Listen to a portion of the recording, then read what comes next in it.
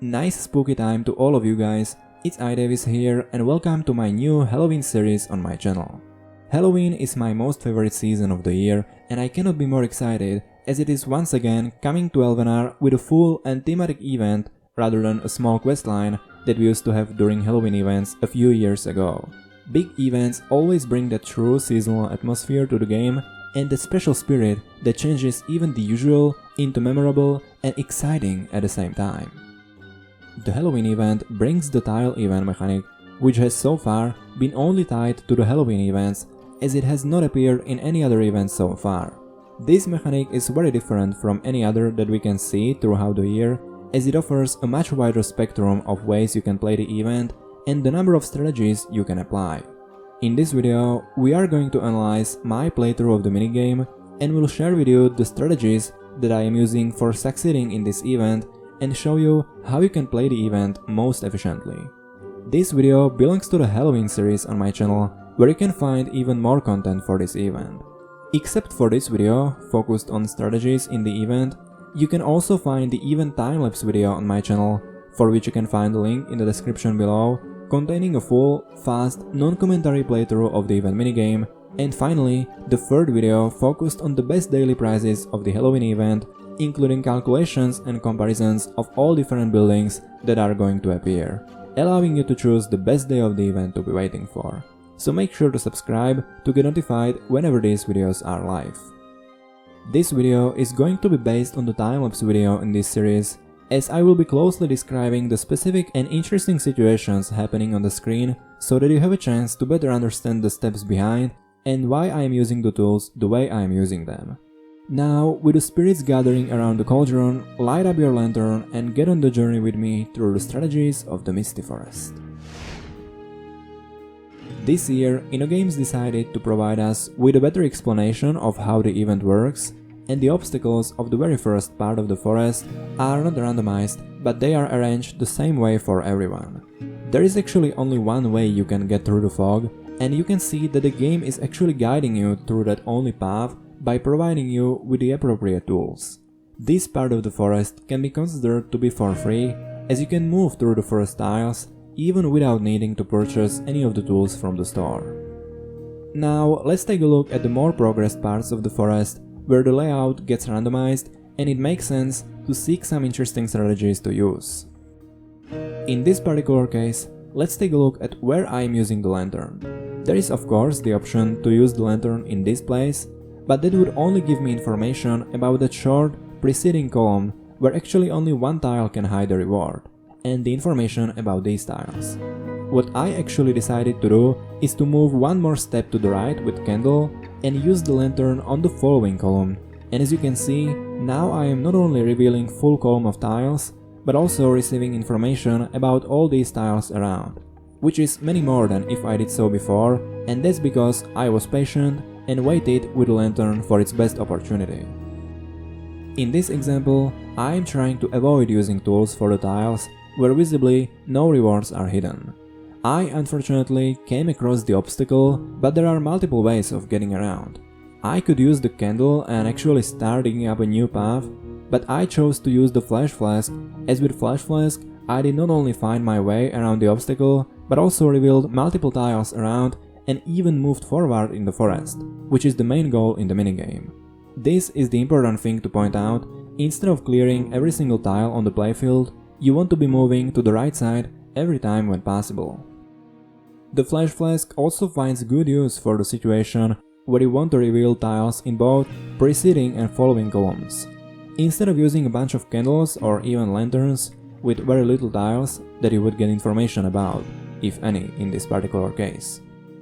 Another good use for lantern: here I could use the lantern in this column and receive information about these tiles, but what I hope for is that if I move right one more tile with candle, there will be no other obstacle behind the log and I will be able to use lantern with the many more tiles revealed. Now in the time-lapse, you could see many times that I was revealing some single tiles even if the reward itself was maybe not worth spending a candle on it, but the reason why did I do so was just to get an information about the tiles around and potentially reveal something more interesting to collect. On the other hand, collecting single items, if not surrounded by any foggy tiles, I did not consider to be worth spending the tools for. Whether you do this or not may also depend on which reward is behind the tile you are revealing with Candle. In this case, it was a cat spirit, which was an appropriate reward for me, as most likely I do want the evolving building of this event to end up in my city. By the way, if you would love to know the details about this and also all the other buildings from this event, you can visit my database portal, for which you can find a link in the description below, and also get a few words about features that it provides. The database portal can be found at idavis-elvenar.github.io, and you can also find a link in the description below. The main purpose of this website is to provide you with all the information about all event buildings that have ever appeared in the game, with all the productions, values and numbers in a structured format, as well as the possibility to sort the buildings based on any parameter you want to choose.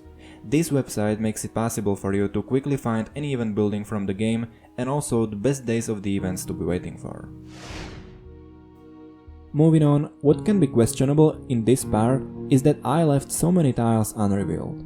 But when you take a look at the positions of different obstacles out there, you will figure out that in order to get between those, I would have to use many tools for very short lanes and very few tiles uncovered around.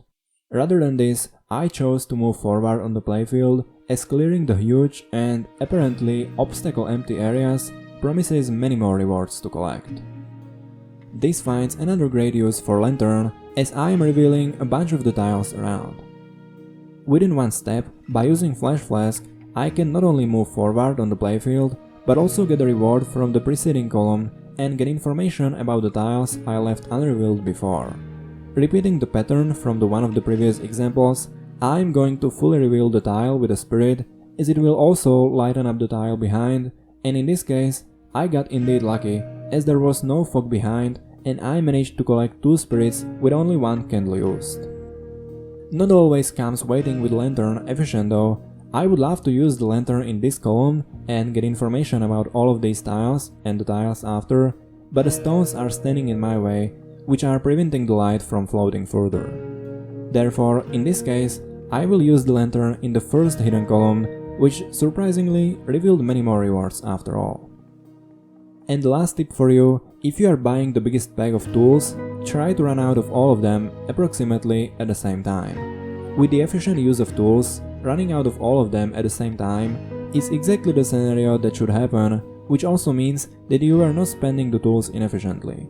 If you feel like you are getting into a situation where you are running out of one tool while the other one still keeps in high amount, try to change your strategy a bit and maybe use such a tool of which you have more, even in the situation where it does not light up the widest area possible, but it will be still better than running out of other tool completely and being forced to keep using the limited number of tools only.